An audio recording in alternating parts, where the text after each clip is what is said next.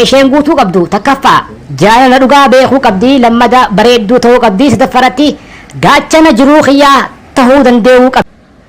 Qoosaa akkaan na kofalchiste namichaatu dullachaa ilma isaatitti xalayaa barreeffate xalayaan akkana jetti yaa ilma kiyya ana amma dulloome dachii qotachuu dadhabee yeroon shanyiin geesse shanyiin facaafadha hogguma takka koottuu dachii naa qottee deebitaa jee barreesseef sanii ilminis xalayaa biraa barreesseef xalayaan ilmaa kana jetti abbaa ati maraataadha fayyaan qabdu dachii san hin qotin siin jenne dachii san keessatti boombii meeqaan dhokeesse qawwee meeqaan achi keessaa awwaalee dhokeesse fayyaan qabdu dachii san hin qotin jeeti barreessee ergeef sanii gisee poostaa geesse takkaa hidhameen beeku alhamdulillah kolkoloo rabbi nan hidhin mudannoo akkaan na kofalchiste gaaf takka anaa fi saayimni kiyya ganda keenya osoo taa'aa jirru miciyyoon takka abbaa isii ulaa gubbaan itti cuftee kutte sanii dullacha kun ulaa keessaan dadhabaa narraa banaa jedhu ture akkasitti saayimni kiyya dhaqee irraa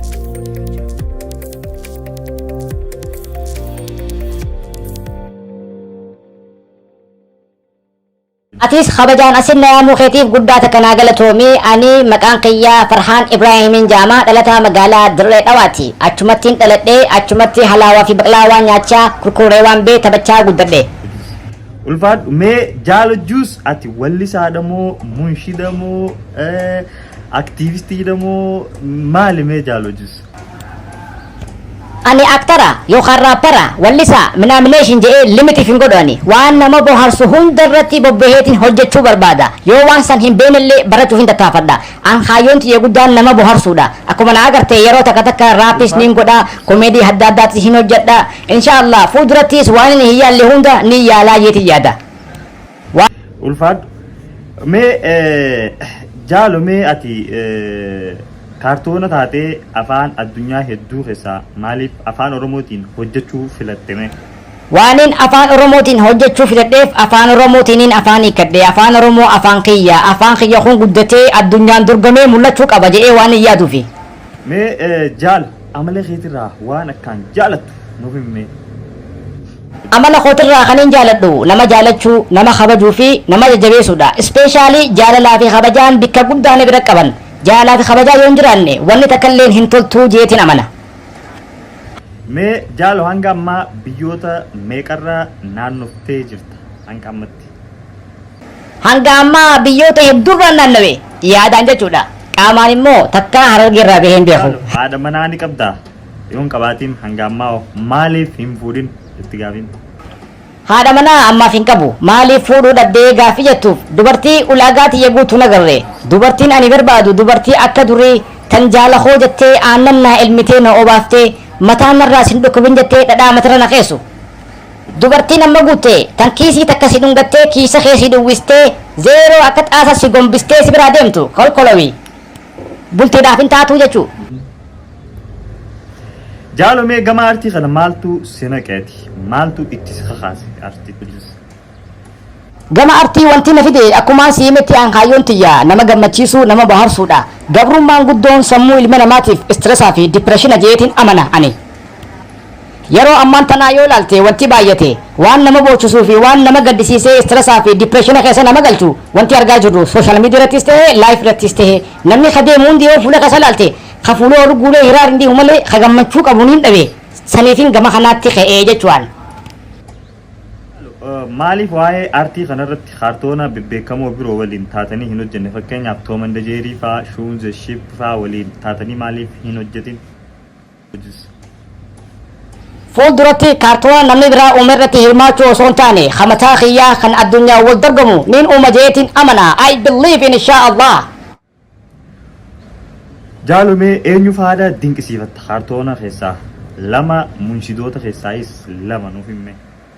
Kaartoonarraa kaniin dinqisiifadhu Ice Age fi Zootopia. Munashidarraa namaaniin akkaan jaaladhe yoo jiraate obboleessa keenya Eid Abdusalaam jabaadhu jechaa nu jajjabeessaa ture biroo kiyyaa atis nu jabaadhuun jechuu barbaada asumaan itti aansee ijoollee dhiyootana nashiidaa ajaa'ibaa baaste Ashratul Mubashara Mu'aaz Maayirziin fa'aa itti aanuudhaan Honestly nashiidaa hunda Jaabir qalbiin quraana feeti teetu takka baay'ee takka naa taate baay'ee takkaan isaan kana dinqisiifadha. Okay, jaalumee namoonni hedduun viidiyoo kan ka'e bakka adda addaatti yeroo maxxansan agartee yeroo takka takka aartee viidiyoo waraabdeetti akeekkachiisa itti kennita. Hamzaan isinitti yaabaa teedii fa'aa sodaachista. So maaltu siyaasa ture mee viidiyoo kan kee bakka hedduutti gadhiifamuu santu siyaasa moo maqaa Jaalo Juice maaliif irratti hin godhinidha ka siyaasa? Dhugaa keeti viidiyoon ani itti dadhabee hojjedhe yeroon bakka adda addaatti arke baay'ee kana aarse maaltu si aarse yoon jette hojii tana haaraa ammaan jalqabe akkumaan jalqabeetti sa'a isaan laayikii fi sheer komantii naa kannaa na jabeessuu qabanitti viidiyoo kiyya fuudhanii bakka adda addaatti maqaa kiyyaa sirraa haqanii filoo itti naggaduu eegalan saniin na aarse namni keenya takka takka wal jabeessuun beeku wal kufusu malee obboleeyyan kiyya hedduu jiraa kana jabeessaa jiran isaan immoo guddaa takka naagalatoo maan jiru barbaadan. Jaalomee guyyaan ati haalaan gaddite guyyaa kami? Guyyaan haadhaan gadde guyyaa abbaa kiyya dhabe rabbi rahmata godhee fi jannataa kennuufi. Qabrii caffee jannataatiin haa qananiisuu baabaa hante ulfaadhu. Jaalo guyyaan ati akkaan gammadde hoo guyyaa kan Guyyaan ani haalaan gammade hanga ammaan dhufne ganaa dhufaa eeguttiin jiraan inshaallah hin hafu. Dubartiin si heerumuu qabdu ulaagaa ishiin guutuu qabdu sadii nuuf himme. Dubartii natti heerumtu ulaagaa sadii ta isheen guutuu qabdu takkaffaa jaalala dhugaa beekuu qabdi lammada bareedduu ta'uu qabdi sadaffaratti gaachana jiruu kiyyaa tahuu dandeewuu qabdi imaan law osoo hin taane imaan loof ta'uu qabdi.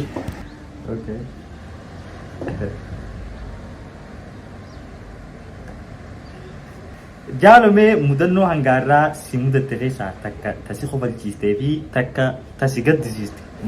Mudannoo akkaan na kofalchiste gaaf takka anaa fi saayimni kiyya ganda keenya osoo taa'aa jirru miciyyoon takka abbaa isii ulaa gubbaan itti cuftee kutte sanii dullachi kun ulaa keessaan dadhabaa narraa banaa jedhu ture akkasitti saayimni kiyya dhaqee irraa bane lakkaa saayiba kiyya kanaa fi namichi kun walaba qaban dullachi gisee isa ta'uu agaru boo ati maal irraa banta cufiihu jee akkasitti gubba cufe deebee.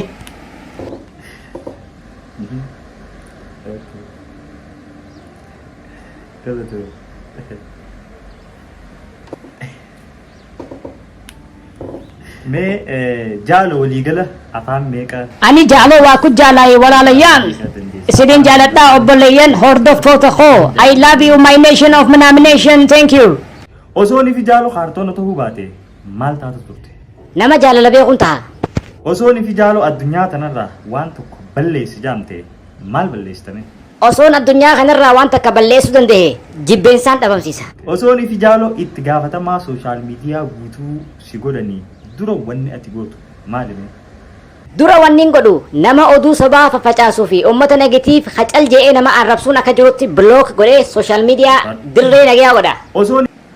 Osoo ni fi jaalo abbaa qabeenyaa taate guyyatti yeroo meeqa nyaata nyaata? Yeroo sadii nyaadha. Fatara laaqanaa fi hiraata. Yeroo taan hojiirratti dabarsaa jechuudha. Yeroo taan hojiirratti dabarsaa jechuudha. Kan nyaatus ni jira kan dhugus ni jira. Fakkeenyaaf biddeena ni nyaatan bassoommoo ni dhugan. Jaalo hidhamtee ni beektaa? Takkaa hidhameen beeku alhamdulillah kolkoloo rabbi nan hidhin. Yeroo ijoollummaa kan keetii guutuu keessatti guyyaa kam haalaan qaanfatte mee jaalo?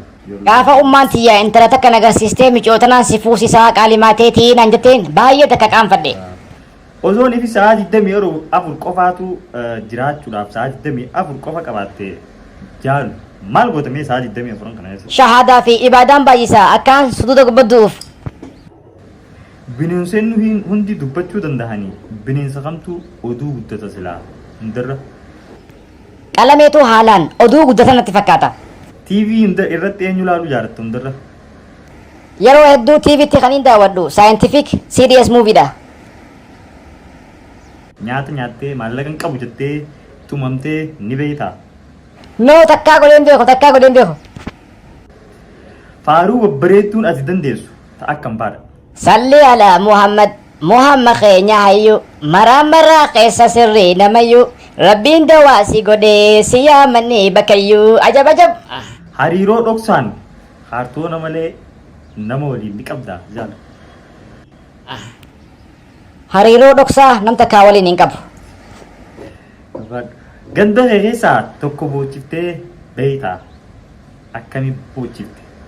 Eeyyannin beeka gaafa ijoollee dhakaadhaan falaxee fotteeseetiin boochise. Jaalomee qoosaa haalaan nama kofalchiisu tokko nuuf himee.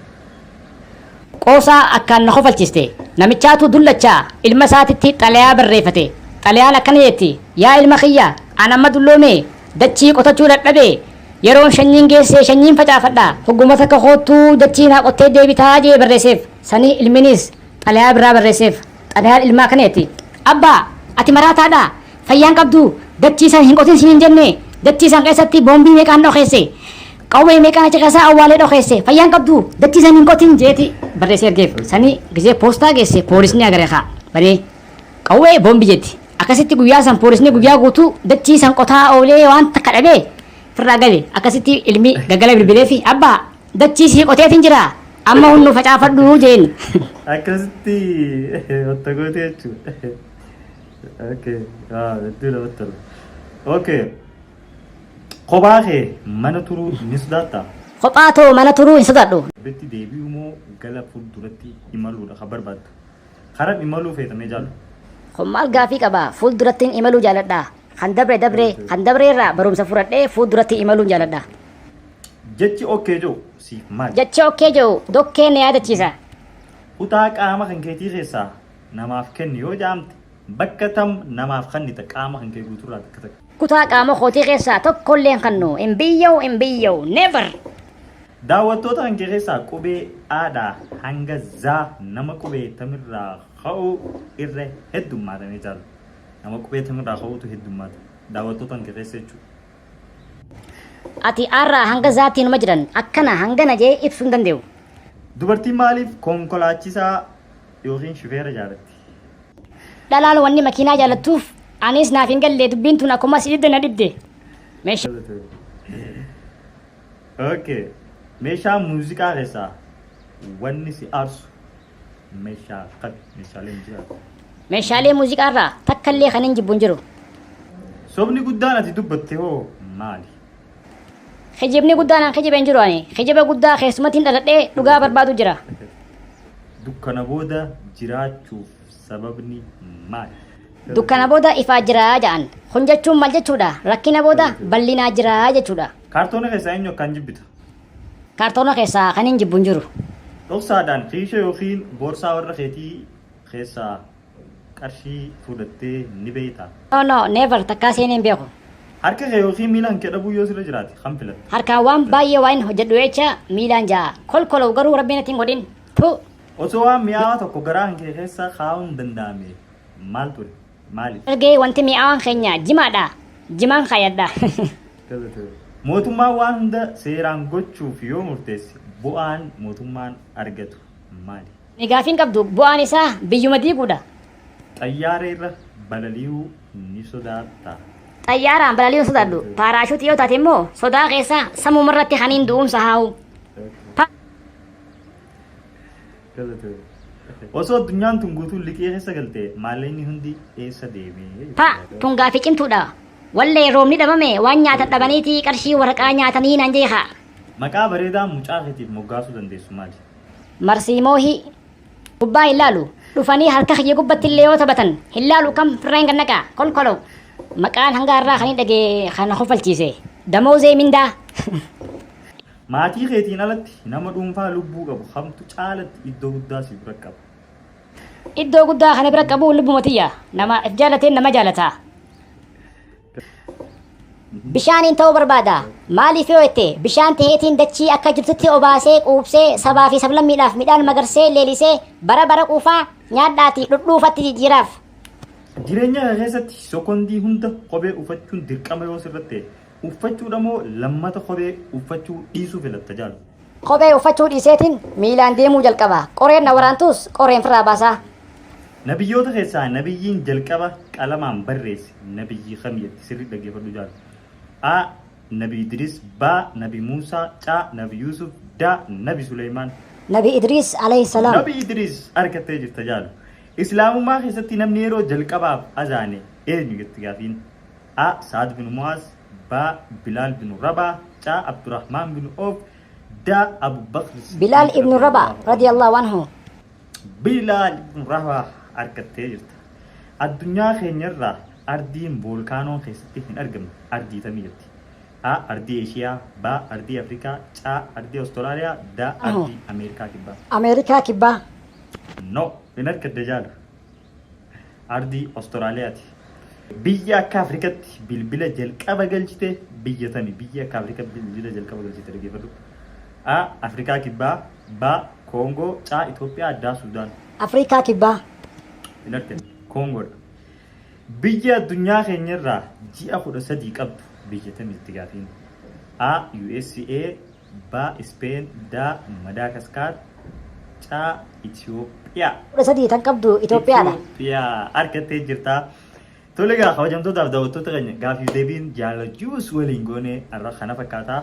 Mee Jaalajius dhumarratti maal dhaammatte yookiin nama galatoonfachuu barbaadus yoo qabaattes maal galatoonfadhuun siin jaa bum. Dhumarrattis obboleeyyan kiyyaa kanan gaalaa na jajjabeessaa na waliin turaniin guddaa takka na galatoomaa na jiradhaan jechuu barbaada especially Hamza Sheikh Jaabirii fi Aslam Husni obboleeyyan kiyya baay'ee dhagaa kana jee hunda lakkaa'uu hin danda'u na galatoomaa na jiradhaa ulfaadhaa kan fuunees fuudhaa ulfeessaa bulaa hora guddaa takka na galatoomaa yoomiyyuu isiniin boonaa anta hullee kaartoonaan jedhaan asumaatis obboleessa kiyya abdeeshoo guddaa takka na galatoomii siin jechuu barbaada. Maali hudduu maal si taate? Kunoo amata guutuu deema. Mucayyoo doktara takka jaaladheetiin osuma nan dhukkubin isii bira dhaqee yaalamee kiniinaa sirraa fudhadhee gala. Kininni isiin na hannutu heddummachuu keessa farmaasii baneetiin gurguru jira. Duuba hudduunoo maal si taateeti taa'uu dadhabde? Hudduu bikkee isiin marfee nan diriin hin jirtu. Hudduun na bilchaatte gingilchaa na taate. Hayawii sa'a nabsak sa'a rabbak sa'a barcaatiin eenyu kasasuu dhufte? Naayini gabaabsi eenyu si fotteesse? Ummaatii yaadhaa kaan na fotteesse. Maal balleessitee si fotteessite ati? Ammayyaa qashantamnaa kannii jennaaniin bikka shantamis yaa cicciru qashantam abbaa keetiin na bira siif kaayee jettee dhakaa siidaa narra keesse. Mucaa mataa dhadhaarraa sa'aa halaaraa ayyoo harargee waan gaafatanii hoggaa qamaatee dulluu buuste yoo waa gaafatte foon siitillee yeroo san murteessii kannetti sa'aa kana yoo gaafatte balaa si buusi ni beekaa mi'ati. Akkami sa'aa kana gaafatta dhakaa siidaa sirra keesse sitti qeessitee'u. Sa'a nabsak sa'a rabbak dadda fi fuula kiyya duraa badi osoo naanis si fotteessine.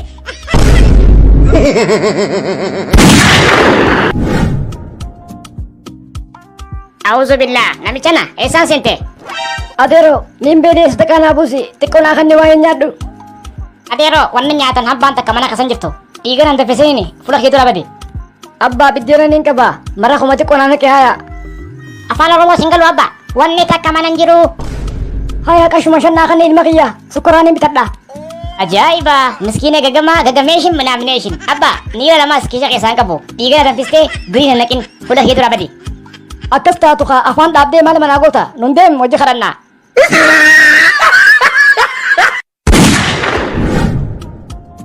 Biroo dhaga'imee wayin si gaafadha yoo lubbuu tee baasuudhaaf salaata cabsite rabbiin si gaafata.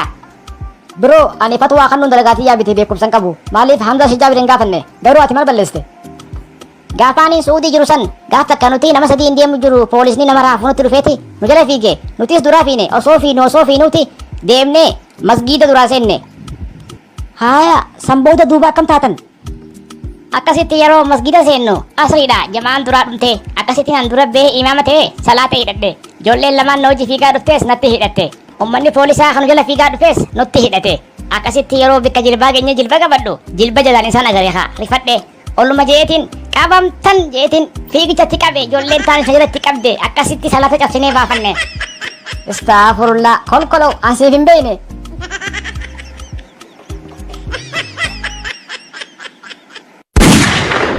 Baaba nagayattiin sin jechuu dhufe biyyaa ba'uuf hin eebise. Maal taatee biyyaa baata mucaa maal dhabdee ni nyaatta ni dhuyda wayii takkaa beeluyte. Beela saniitu irra jiraa'u jireenya kanarra. Maal jechuu keeti mucaa? Bo jireenyi piinkoodii bira kutee piyuukee nu gaafate faxarri dokkee laaqanni dokkee hiraamni dokkee kalee dokkee torbaan guutuu dokkeen garaa dakkaa nu goote. I don't feel okay when I eat dokkee. Silaan doktara bira dhaqee dhiiga kiyya laalsise dokkee deebi'uu hin dhabu baaba nagayeetti aan deemu kiyya. Haa jennu eessatti deemta silaa? Jarmanittiin deema. Hin dhageenyaati jarmiin si dura jarman jirti piizaa fi bargaras nyaattu si keessaa nyaatti so you are always hanti. Can't believe this. Hai sheekha soomanuma keessaa midawwaraa fi imaamata uffattee dhaabbattee quraanaa fi hadiisa nu himtee boochee nu boochistee nu gorsitee farshoo fi zinaarraa fagaadhaa jettee amma immoo ati midawwaraa fi imaamata faraa darbitee maal goota mana farshooti? Ha duraan duraa wannin siin jechuu barbaadu midawwara uffatee imaamata marate hunda hin sheekaa keessa namaa rabbii beekaa itti aansee immoo ani wannin jee isin gorse quraana qabadhaa karaa quraana deemaa namni quraana qabate jannata seenaa jee malee na jala deema namni na jala deeme jannata seenaa wayin jee ati maa quraana dhiistee na jala deemta jallaa. Honestly dhugaa dubbachuuf ani masgiidaahu amatarraa ji'a ramadaanaa qofaan dhufa yoo sheekummaan tiyya sii taate ramadaana dhufu na eegi siin gorsa. Namni qajeelaa jee yaade yoo mana farshoo jiraate jallaanoo. Ummayyaa baaba ummaan tiyya home beelawe maraq bilaash gootee magaala quttee nagadhu nyaadhu yoo beelewite. Baaba arra mana barumsatti akkaan ta'een siima beela keessa garaan kiyya waaw jee akkasitti ijoolleen hundi dhageessee garagaltee na laalte. Duuba hoo ka'eetiin waaw west I'm the best of best jee gattaa'e as qayyas ta'e.